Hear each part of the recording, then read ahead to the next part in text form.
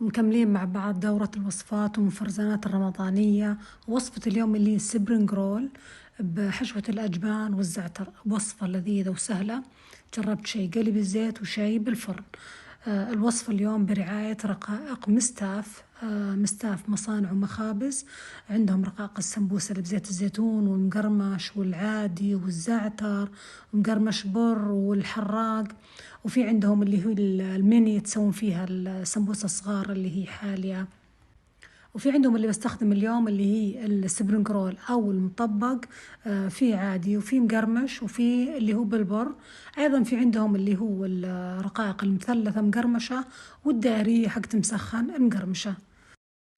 ونبي نبدأ وصفة اليوم. جهزت الجبن عكاوي، طبعا نقعته من الليل عشان تخف الملوحة.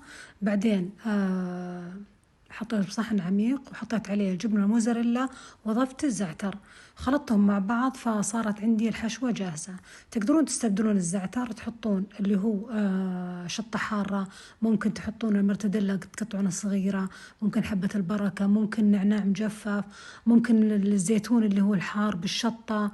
يعني الخيارات عندكم كثيرة، وبنزل لكم بإذن الله أكثر من 50 حشوة للسمبوسة والسبرينج رول والبف وفخاد الدجاج. طيب قبل ما أبدأ بس بوريكم رقائق مستعف سواء كانت للمطبق أو السمبوسة. الرقائق مرة رقيقة ما تتلصق ببعض، وعجبني التنوع الكبير بالنكهات. وأيضا تقدرون تستخدمونها قلي بالزيت أو بالفرن.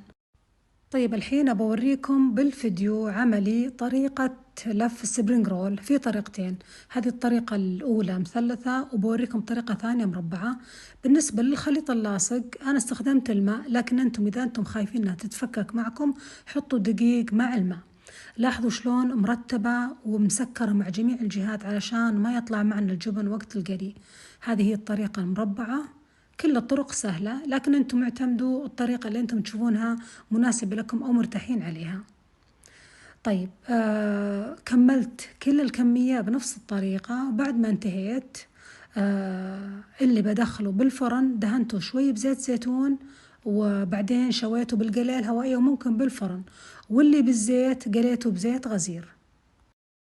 طيب الحين نجي لطريقة تفريز السبرينج رول. بجيب علب بلاستيك أو كيس بلاستيك، بحط طبقة من السبرينج رول، بعدين طبقة كيس بلاستيك أو ورق زبدة، بعدين أكرر الطبقات لين أنتهي من كل الكمية.